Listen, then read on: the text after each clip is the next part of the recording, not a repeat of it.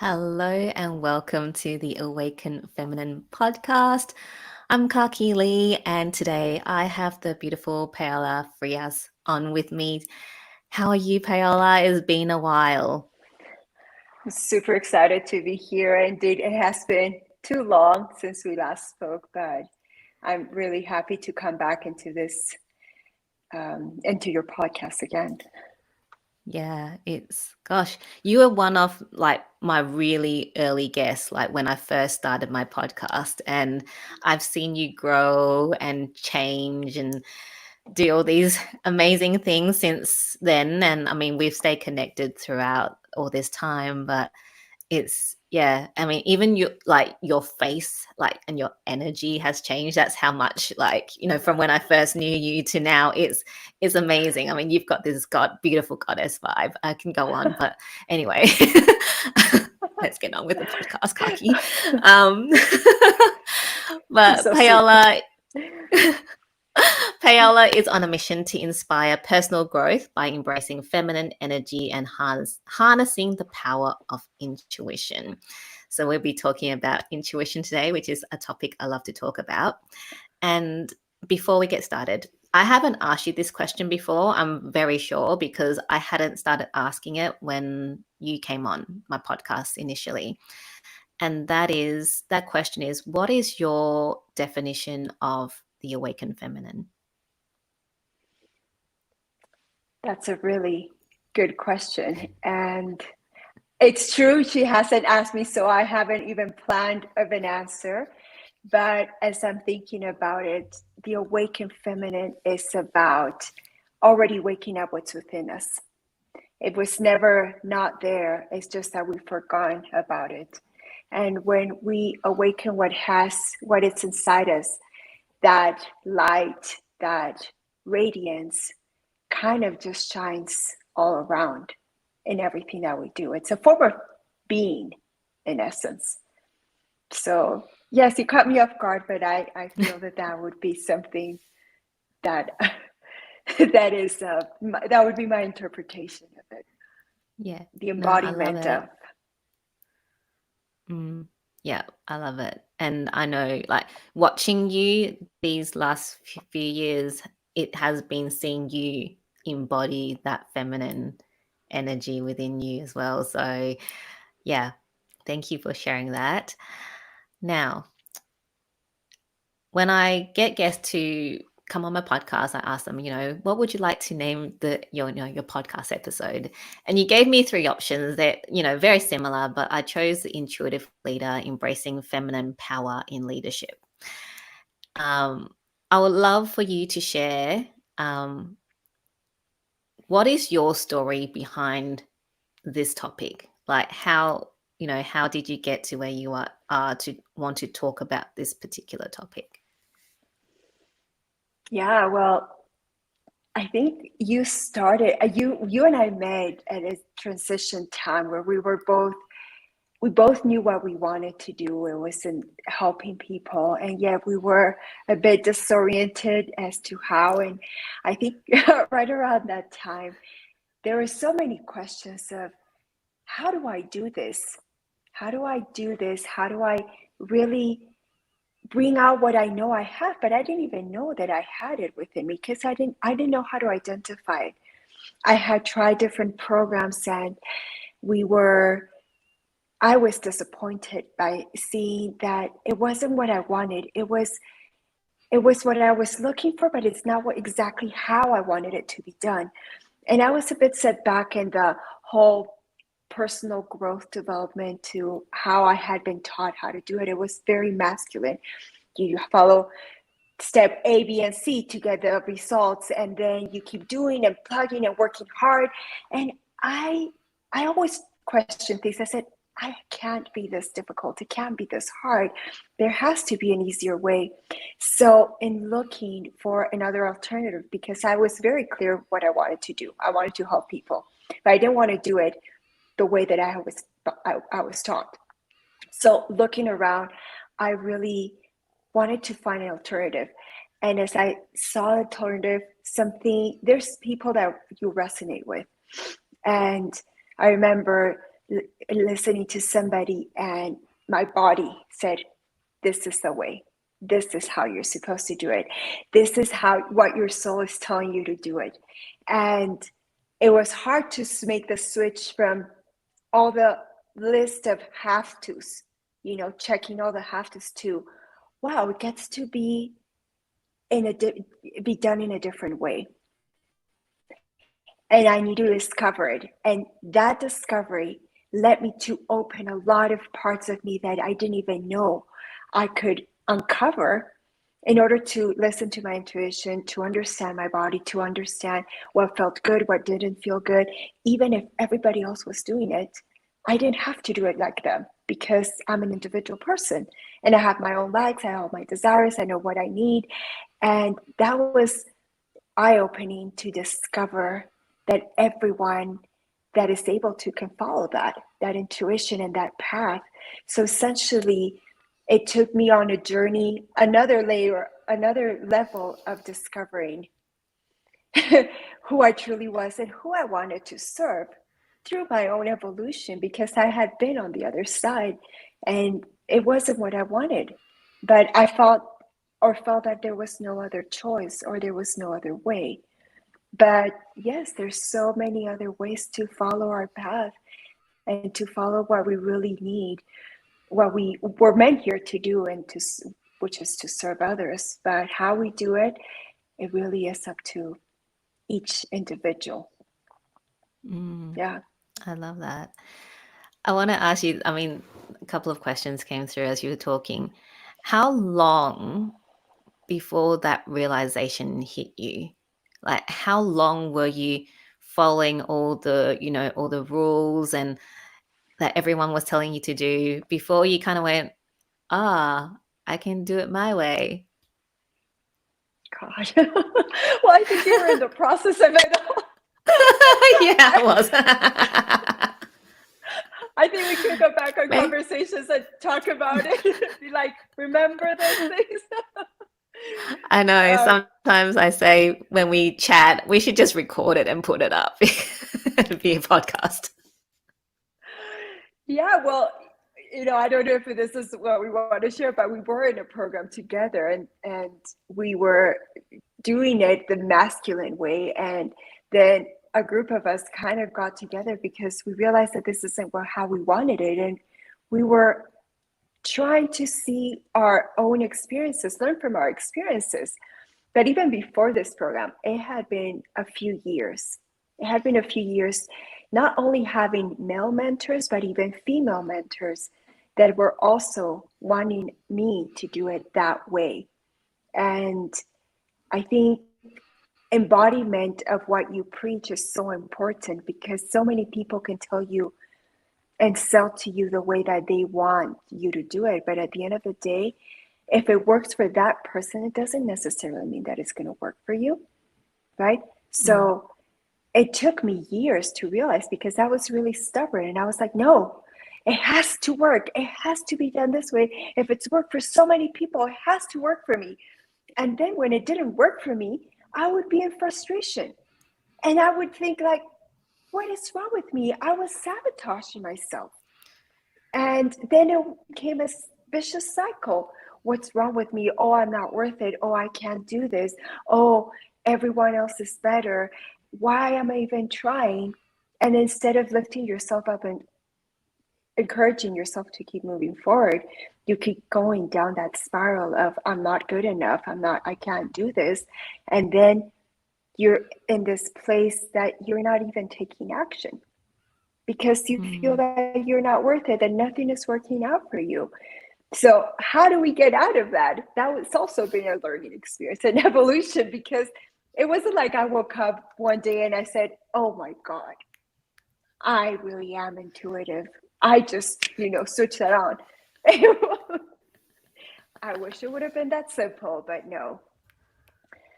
It was an evolution of letting go of beliefs, of thoughts, of actions, of way of operating that I had to slowly switch, turn off, unlearn in order to gain new knowledge, because it wasn't going to work bringing in the new knowledge with the knowledge that I had. I felt like it was going to clash.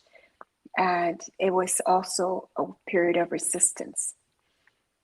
I need to do it this way. No, the other way won't work, because we train our brain to think that because we've already experienced a certain event, that is going to repeat itself. So we need to learn how to rewire that thought, and so that it can become part of our embodiment. And that's difficult to do, but it has been a journey for sure. Yes. I know. I think no one prepares you for the self journey that you go through when you start a business. It's completely unexpected. You just think, I'm just going to start a business and, go and do all these things. And you're like, no, I need to do all this work on myself as well as on the business. And the work on the self is actually the harder part than actually, I can follow ABC. That's easy, but it's getting rid of all the gunk inside. I want to ask you, if you don't mind sharing, what was the biggest unlearning you had to do on this journey? Feeling unworthy. If I really put it in the essence of it, feeling that I wasn't good enough. And I know that it's easy to think how. I mean, everyone feels worth it, but when you just said, when you're in a journey, no one prepares you what that's going to be like. And sometimes it's not even the business side, it's more the mindset that one has to rewire. And for me, I would say, yeah, of course, I am worth it from here out. But if I actually really thought about it, it would take me time to say, do I really deserve this? Am I worth receiving all the good things, having all my desires met, living the dream life that I want? Am I worthy? And the essence of it was that I didn't feel worthy. And I had to make that mindset switch that I was born worthy. And nothing will ever change that, no matter what I become, who I am, whether I'm in a high position, low position, I'm in my best time or in my lowest time. I was born worthy. And nothing can change that. For me, that was mind-blowing. I am worthy. I was born worthy. I am worthy to follow my dreams. That has switched so much of my mindset in thinking that I won't be able to do it, that I'm not capable, that other people know more, and feeling the inner change that I am worth it. Yes. Well, that's a very profound question. Yeah. That's what we do here on the podcast. So, wow, it is, I think, when I think of my journey, it also boils down to, am I worthy? That I didn't feel that I was worthy. And I feel like for me, it's still something that I'm working on constantly. As, things come up, I'll be like, it kind of all stems back down to that worthiness piece. Can I ask you to share, like, what were some of the things that helped you to embody and start believing that you are worthy? Because, those scripts run probably from childhood, where, something might have happened and we don't feel like we are worth, our parents' love, or, oh, our parents don't love me, I'm not worthy because they didn't buy me this toy, or, or whatever else that has happened in your life. So, yeah, if you don't mind sharing, what are some of the tools that really helped you to start feeling worthy, believing you're worthy? Well, there are many things, and I agree that this is an ongoing journey, and the thought of the choice that we believe that we're worthy is the first choice, but then there will be other tests, other growths that we're going to learn from it, so that we realize that we are worth it, right?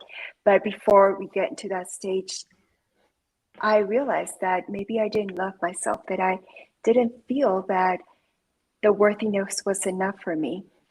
And feeling worthy is acceptance, just accepting that you're just who you are, accepting yourself, accepting your quirks, accepting your defaults, your defects, everything else that I might have thought that it was off, or that would make me feel that I needed to level up in order to become this, and then I would be okay. I had to let that go because I was getting into this state of learning and learning and learning and learning because I wanted to level up my knowledge in order to feel worthy, not because I needed the knowledge.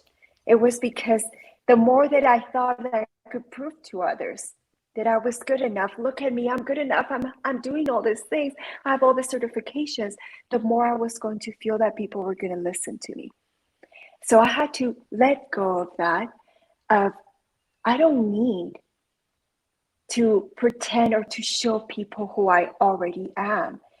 I need to accept myself, and the right people are going to come. But if I don't accept myself, how do I expect others to accept me? Because criticisms are going to come.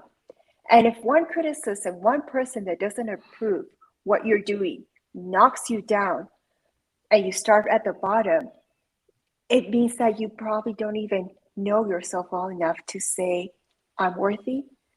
And this person is just their opinion, and it's not going to make me start all over again, or feel that I don't belong, or feel that I don't need, or I don't deserve the things that I'm working towards. That was a big one for me, to trash and let go of those limitations, of those self-sabotaging thoughts that were leading me down the spiral of not feeling worthy. And love, acceptance, being really kind to myself. It has been one of the best keys and tools that I've learned so that I can surpass that thought. Because how our thoughts work is that the thought comes, you can either feed into it or can you just let it go, right? Those are just thoughts that are not ours to have. They're just thoughts. So if I think somebody's criticism and someone's judgment is going to turn my world around for the negative, then I don't value myself enough to know that that is just somebody else's thoughts about me. It's not really who I am. And dividing those two things, we're always going to be afraid of we're always going to be judged. And being afraid of judgment is also a big thing. How are people going to perceive me? How are they going to see me? Am I going to be judged by the things that I do? I should hide. But when we make the stance of owning what we want, declaring it, and really telling ourselves this is the path no matter what, that decision itself brings you to really walking that path and not looking back. And you have a goal, you have a purpose, you have a mission, and no matter what comes your way, you keep walking, you keep moving forward. And it's part of building up your muscle and that strength, because it doesn't come overnight. It's not that you wake up one day and you say, oh, I love myself. There are tests, there are day-to-day situations that are going to test that learning one way or another. So what we do in between those learnings is also part of the growth. And like you said earlier, it's an ongoing growth, development of our personalities, of who we are. When this happens, is becoming aware of our reactions, of our thoughts, the way that we act, the way that we react in situations, which build our character over time, right? But it's the awareness of being open to those thoughts and those reactions when they come our way. I love that answer. That acceptance is such a big thing. Like, so I can probably say like most people don't accept themselves, not entirely. And, like you said, it is, ongoing. It's once you commit to it, it's a lifelong commitment. You can't just go, I accept myself now, and then, and then go off on your merry way. It's a commitment to constantly accepting yourself as who you are with, what's and all the good stuff, all the bad stuff as you perceive it. It could be good to other people.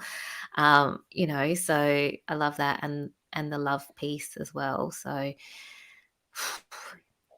yeah, thank you for sharing that. Now, I want to talk about the intuitive leader piece. You've mentioned it already, as you were talking about your story and realizing it's not actually following everyone else's rules, but really following your own. Can you share a bit more about what an intuitive leader looks like? Because I'm assuming that you have become an intuitive leader, otherwise we won't be talking about this. So what does she or he even look like? And what does it actually mean to be an intuitive leader? That's also a very big question. You're giving me big questions. We ask big questions here in Paola. Yes, but those deep questions are the ones that really lead into the path of knowing ourselves. And intuitive leader essentially means following your soul. And when you follow your soul, no matter what people say, no matter what people do, no matter what's going around you, you feel it in your heart that that wasn't meant for you, that that's not what you need to do. And the voice that is here speaks to us in many ways. It's not an audible voice most of the time. It's not like it says, do this, but it's that listening. When we stop and listen to that inner self, we all are intuitive leaders. We all have this gift. And the more that we practice it, the more that we can develop it. That's why it's becoming, that's what it's called. It's intuitive leader, because we're all leaders. We're all meant to have that gift honed for ourselves, for our lives, for everything. But it's easy to shut it off because of all the distractions that happen around our normal life, our family life, our work, our job, or the stress that it creates. And sometimes it's easy for us to for other people tell us what to do. We don't have to think so much. We don't have to listen and meditate and stay quiet. And I'm not saying that meditation and staying quiet are the only ways to listening to our intuition, but there are tools. There are very essential tools in listening to our intuition, because if there's so much noise and there's so much loudness outside, how are you going to listen over here? And the more that we create a habit, or habits, rituals, ceremonies, however you want to call it, of listening to ourselves, whether is through meditation, through yoga, through nature, through one walk, however it works for each individual, because we're all different beings. However it works for you to connect to that deeper soul of ours, I invite you to do it, because in the quietness of the soul, you will find the answers. The answers are not outside. The answers are within us. And how we pay attention to them is by staying quiet, quieting the mind, quieting the thoughts, quieting the distractions that keep us from actually paying attention to it. So we no longer give power away to the people that tell us that what we should do, because they become our leaders. The leader lives within us, and the leader is here, and we awaken this leadership within us. And that's how we lead ourselves. We lead ourselves through power. We lead ourselves with the knowingness. We lead ourselves with the intuition, with the trust that no matter what, this voice is telling us that is the right path that we walk in. No matter what everyone is saying, you have that certainty. and your faith is not going to quench. That is the intuitive leader that knows themselves so well. No matter what happens, they know that it's going to work out no matter what. And that's the power that we can create within us when we stop giving our power away. When we think that everyone is doing it, like, we get invited to a party, and because everyone wants us to go, but we're tired, we'd rather sleep, or we'd rather have an early night, but we do it to please others. We're doing it for others. We're not doing it for us. And it's easy to say, okay, I'll do it because I don't want to rock the boat, or I don't want people to think that I'm a boring person, or I want to avoid problems. You go and you compromise the desire that is within you. And what could have happened if you would have just stayed home, and maybe you would have gotten extra rest to make it through the next day, or you could have gone a really nice phone call with somebody that you haven't spoken in a long time, but because you were in a party, you missed out, right? I'm just saying this really short example, but it could be applied in so many other aspects of our lives. We miss out on things because we don't listen to what this is telling us. And being our leader is even saying no to others, and saying yes to ourselves. So whatever that means, whether people won't accept it, or will make fun of us, or will be criticized by it, at the end of the day, the more we do it, the more we practice it, the more we'll be in touch with it. And it's easier. It becomes a lot easier to listen to that voice and not give it too much doubt or questioning and how is this going to work? Which reminds me, a really short example of this was last year. I was invited my friend invited me to her 80th birthday. She is my best friend. She's 80 years old. And 80? Yes, she's 80 years old. Wow. And I really wanted to go, right? She is in another country. I'm here. And I said, of course I'm going to go. And I bought my ticket. I told her, hey, I'm coming. I'm so excited to see you. And then 4 nights before I had to travel, I started feeling this thing in my solar plexus, like something wasn't right. And I didn't want to think about it. I said, no, it's going to be fine. I'm going to travel, and it's going to be fun. And I'm not paying attention to it. The second day, I had a really strong dream about, not exactly about my travel, but something that happened while I was traveling. And I woke up, and I could not pay attention to it. So I sat with it, and I said, this is really weird. I don't want to travel if something bad is going to happen, right? But if I'm not meant to travel, then I don't want to put myself in danger. But what could happen if I know her? So nothing should be wrong. So then I went for a walk. Oh no, I said, I need an answer. And my intuition told me, you'll get an answer, but go on a walk first. So I went on a walk, and I decided to call my sister, because my sister was also going to meet up with me. And I told her, I'm having this really weird feeling about not traveling. And she goes, really? I said, yeah, I'm not really sure, because if I tell you I'm not traveling, it actually feels good in my body. But when I say I'm traveling, I get nervous. And she told me, well, maybe you need to pay attention to it. Of course, I'm sad that you're not coming, but maybe there's something that you need to learn from this. So I started walking and talking to her, and I said, okay, fine. If I'm not meant to go, I need a sign. So I'm walking, and as soon as I said those words, white butterflies started flying around me. I'm not kidding you. White butterflies started flying around me. And I tell my sister, you're not going to believe this, but I'm walking, and there's not only one butterfly, but I feel there's at least 20 butterflies following me. It's not butterfly season at all. So of course I doubt myself. I said, oh, casualties. So I keep walking and I talk to her. I said, you know what? I'm going to ask for another sign because the butterflies had disappeared. I keep walking. I said, I'm not really convinced that this is what I'm meant to do.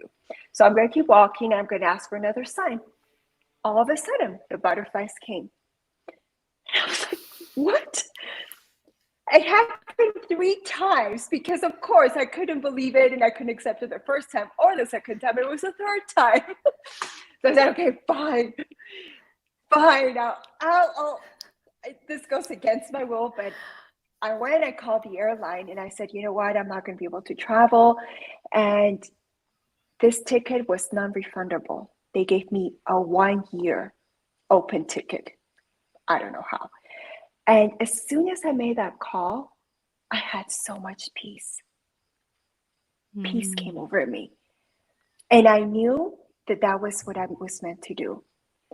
And I told my friend, I said, I'm so sorry. I don't know why I'm not meant to go there, but I know that I can't because there's no logical reason. There really is no logical reason. But this is what happened. And she was so sweet. She goes, you know what? Those are signs. You better listen to them. I was like, well, at least she understands me. But, I'm just sharing one of the many examples that have happened to me because these things are real and your body will talk to you. And as soon as I made that choice, I had so much peace. And of course, I missed the whole event and I wish I would have been there. But the peace of mind that came from not going was much greater than having had to enjoy 1 or 2 days of that. And then I still don't know what could have happened. Maybe nothing would have happened. But I just knew that I needed to follow that intuition, that thought. And the greatest gift is honestly having peace of mind. Nothing can take that away from you. Yeah. So, yeah. Wow. I was going to ask you, do you have any examples? And then you gave one. I was like, what? That is crazy. Yeah. Wow. No, and another one, a super short one. I was, my family lives abroad and I was deciding whether I was going to go and see them because it was the end of the year. And I was like, oh, maybe I need to stay here longer. And of course, during holiday seasons, tickets keep going up and things are, sometimes you need to plan ahead of time, but sometimes I don't plan ahead of time. And I really needed to make a decision. And that night I said, I need to figure out the dates that I need to travel. And something woke me up and said, buy your ticket for the 12th. It's like, for the 12th? Yes, my ticket for the 12th of next month. And I couldn't go to sleep because that thing was almost punching me. I had to grab my laptop and I made the reservation for the 12th of December. And funny enough, my flight left at 12 o'clock. I was like, I can't make this up. I really can't make this up. Oh my gosh. Funny things have happened to me. Yes. And I love it when you get to share it as well, then people can actually go, oh, that's what happens when you follow your intuition. And I loved your first example because it took you 3 times before you went, okay, fine, I'll listen. How many times have things happened in our life where we're like, nah. And then you get a sign again, and then you get a sign again. And then you get so many signs before you go, oh, I think I wasn't supposed to do that, or I was supposed to do that. So I love that. Yours was a short, compressed space of time, but for many other people, it can be years before they actually catch the sign. Yeah, it could take years, months, weeks, and then we have to learn the hard way sometimes.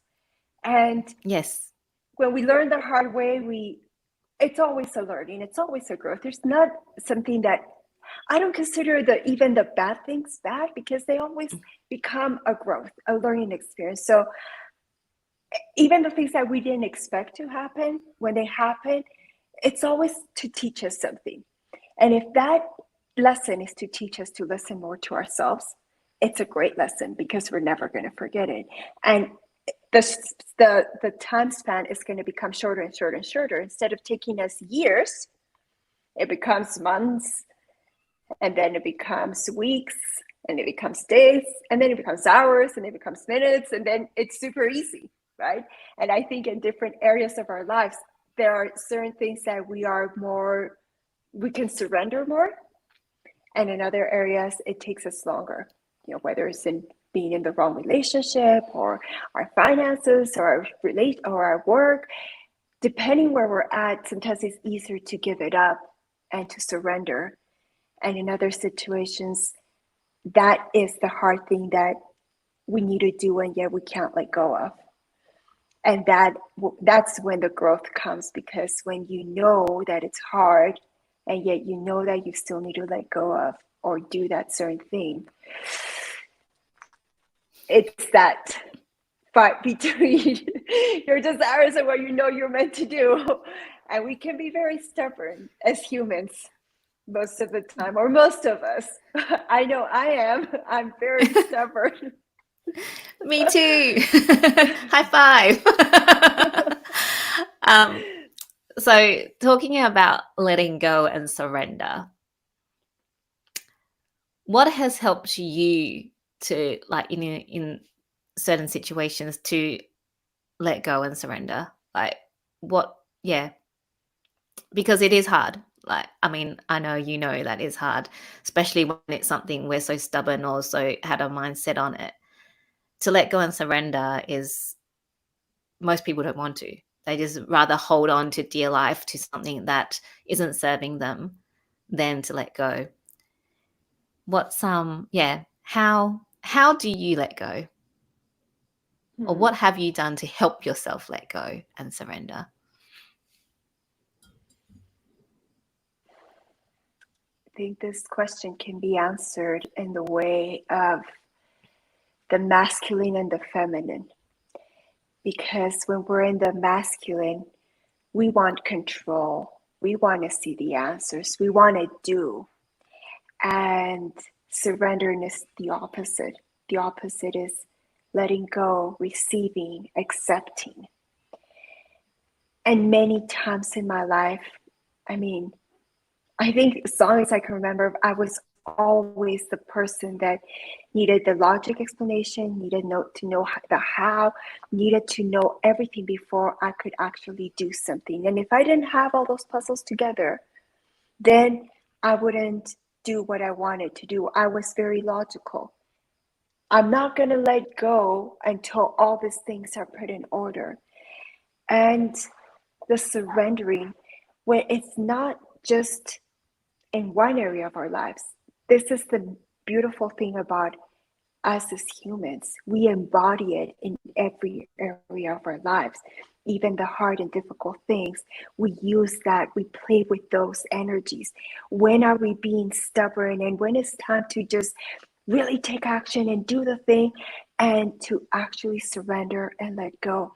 It can be something simple as in a relationship, where we're used to taking control, when we're used to telling the other person what to do, when we're used to setting the rules. And then when you realize of those changes that you can do by letting go, releasing, being yourself, how the other person can even change their attitude towards you, because it's not a friction, it's not a fight, it's not a competition. And I say this, the feminine, masculine, just to give a little idea of what it means when you're faced with a decision of surrendering.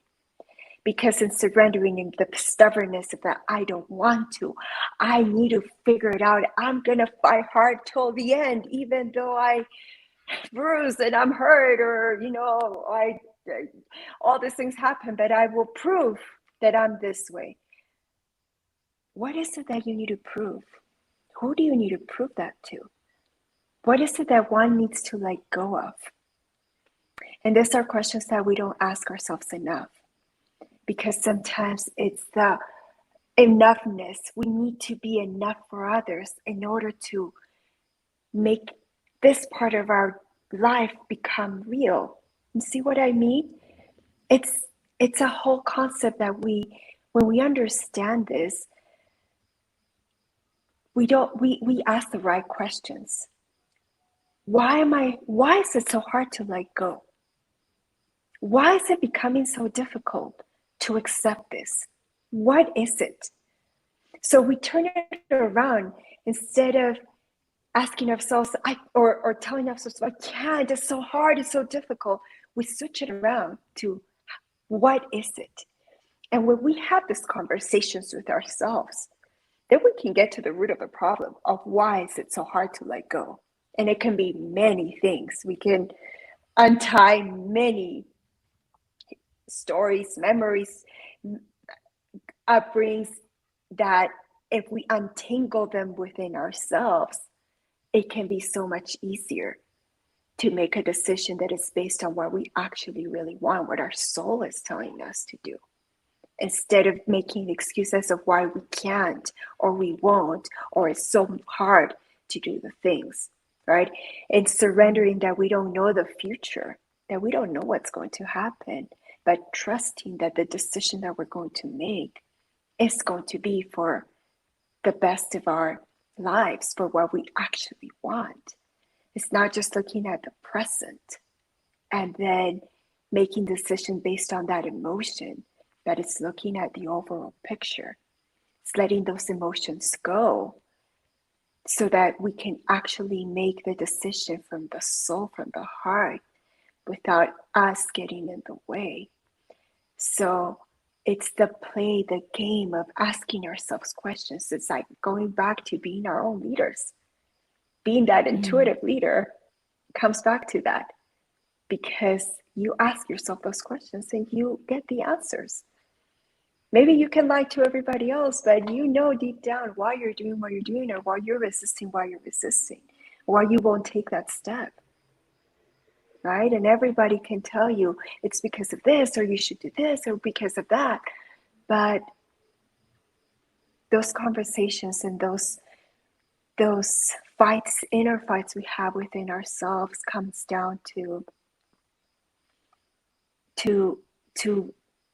learning these balances, to surrendering, letting go. And the how is asking ourselves why. Why do we need to do this, or why we don't need to do this? In a nutshell. Yeah. Thank you for that. That's such a great answer. And I love that you brought the masculine and feminine aspect into it to talk about, which I think is a great segue to this, we're talking about the intuitive leader, embracing feminine power in leadership. I'm losing my voice. But so we talked about the intuitive leader, and I broke it separately. I don't know if I did it on purpose, but just how I was led to ask you questions. But I want to talk about embracing the feminine power in leadership. You talked a bit about this now with the letting go and surrendering. Why is it important for us to embrace feminine power in order for us to lead? Because we're very powerful beings as women. And honestly, when we find the power that lies within us, we wouldn't put up with a lot of shit that we put up with, essentially. Excuse my language, but it's true. You're fine. Because when we understand who we truly are as women, when we accept ourselves, when we get to know us, our bodies, our emotions, how we are, it's equal power, but different. We can have so much power. We can open up doors and magnetize so much when we actually understand who we truly are. And it's not rocket science. I'm not going to say all this like you need to work on this and blah, blah, because honestly, it can be so simple. We just need to remember who we are. And many times situations makes us forget the essence of who we are. Women were like flowers. We need to tend to, we need to garden it, we need to water it, we need to flourish. How do we flourish it? If we're constantly in stress, if we're constantly trying to control, if we're constantly trying to get our way, we won't be able to blossom. And that blossom brings up so much power. It doesn't have to be the masculine way. It gets to be easy because our own energy attracts the right people. Our own energy attracts the dreams that we want. Our own energy attracts the job, the partnerships, the friendships, the opportunities. That's how powerful we are. So it is important. It is important for every woman to wake up to who they truly are, to embrace that, not compare ourselves with other women, because that only creates division, but to work unified hand in hand with all this wonderful, powerful women that we are, and create something so much more powerful, and let the world know that it can be done our way, not their way, it's our way. How do we activate that? By really accepting and embracing and activating the essence and the power and the magnetism and the energy that we each have. That's the bottom line. It really is simple. And it's just coming back to that, coming back to our essence, coming back to our sensuality, coming back to that flower, coming back to that woman that we are, opening up so that we attract, we magnetize, and we create what we want and desire and deserve.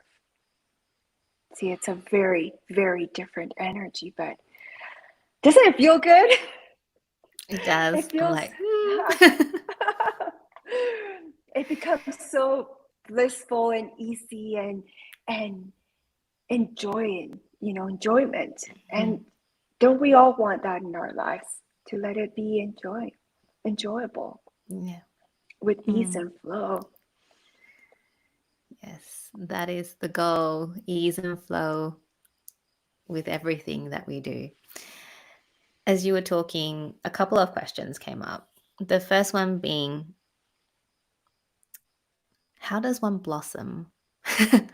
We, like so many women, myself included, and I know you were like, we were very masculine, in terms of our, how we were behaving energetically, the logical, the to-do list, the control, the push, the strive, we have been, like most women that I know around me have been operating. I mean, you and like the people that I met online and, doing all these things different, but like people that I've grown up with, they all been operating on that system. And going the other way, how do we let ourselves blossom? like to someone that has been operating in masculine energy is just like, what are you talking about? I would say buy yourself flowers first. Love yourself, honestly. Like, make a ceremony with yourself and say, you know what? I forgot about you. I haven't spoken to you in so long. That's the first step, acknowledging that we've been so away from where we are and coming back to ourselves. It's the first step. So if you have to do something physical, such as take yourself out for dinner, buy yourself a gift, make yourself write a letter to yourself. That's the first commitment, because you're actually acknowledging that you're going to take care of yourself, that you're going to acknowledge that who you are, and that this is a declaration. I'm buying myself dinner because I deserve to blossom. I deserve to be treated and act like a goddess, like the feminine embodiment that I am. What do I want to do? How do I want to bring about it? And it's going to work very different for everybody because we're all in different stages. But sometimes we give so much to others that we forget to give. We forget to give to ourselves. And something as corny or stupid or silly, it can mean it really, yes, if I'd be listening on the other side, I'd be like, no, she's telling me to buy myself some flowers or take myself out for dinner. But it actually is not that silly if you think about it. Because if you really want to blossom, it's about doing those things. It's about coming back and remembering what you actually really liked, what you actually really loved. Start getting in touch with yourself. If you forgot that you like to dance, start dancing again. If you forgot that you loved running or drawing or going out in nature, start doing that for yourself. That's how you're going to blossom. Remembering what you loved doing and not putting your needs to the end, but really remembering that you are also valued, that you are important, that you need to value yourself. And that's one of the many things that one can do. But yes, come back to the things that make your heart happy. And that can mean so many things. I love that. I love the, make a declaration, starting off with that, just that first step to say that you're going to look after yourself and reclaim who you are, and spoil yourself and look after yourself. That is just so important. So I love that answer. Thank you. So the other question that came up as you were talking before about the embracing feminine leadership was, so does that mean we chuck our masculine out the window? No. The short answer is no, but we learn to direct it. It's not, sometimes there's an imbalance. We need the balance. Sometimes a lot of us can be like this or like this, right? And feminine, masculine doesn't have to be gender related, because a masculine man can also have those energies, right? But when we are women, many times because of the work or motherhood or our responsibilities, we tend to go a different direction, like bend the scale a little bit to the side. And then maybe we need to be like this work-wise, but then when it comes to family life, we need to be like this. And then when it comes to our relationships, we need to be more in the receiving. See, it's a balance. It's a game. If you're over in your feminine, you're also not going to be able to really get in that balance, because it's unhealthy to be in both opposite sides. That's the short answer, because there's a lot more to it than that. But in essence, we all need both. We all need both, because one doesn't work without the other. It's just not it. So learning when we need to take action, when we need to do the things, and then when to surrender, when to let go, when to trust. That is the dance. That is the game. Yeah, I love that. But it was just funny that it was the question that came through. Like, do we throw the masculine out the window? I'm like, okay, no. Are we asking that? Okay. But it's true. I think, it's important that we bring that up as well, because it's very important for us to embrace our feminine, but remembering that we need to work together with our masculine so that, everything's, as you say, in balance. I like that. Yes. Do a little dance with that. Yeah. But it's about dancing with those things too, right? Not making life so. Yeah. Yeah, it definitely is a dance. So yeah, I love that. I wanted to ask you before we wrap up, we've talked about the intuitive leader, we've talked about embracing feminine power, in leadership, we talked about a whole lot of different things today, but very much in the intuitive space, worthiness, acceptance, and building those muscles of, continuous growing and building those muscles to, evolve, as you mentioned at the beginning of the podcast. What is the the take-home message that you want our audience to have from our conversation today. It could be what we talked about, or it could be something else that you really feel that you want to express and share with them before we wrap up. I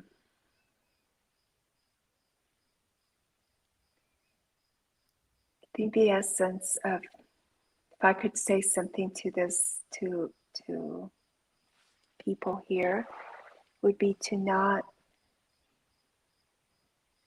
forget who you are, to follow your dreams, to embrace all of you. That there's going to be ups and downs along the way, but that's part of life.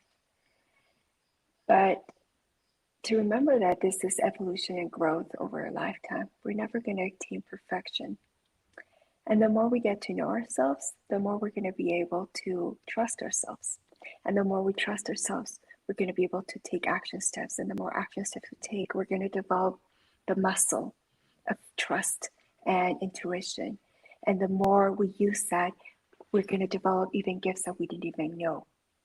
So it's a cycle of taking that first step and then trusting and letting go. And then waiting also for those surprises to come into our lives, to our way, into our being.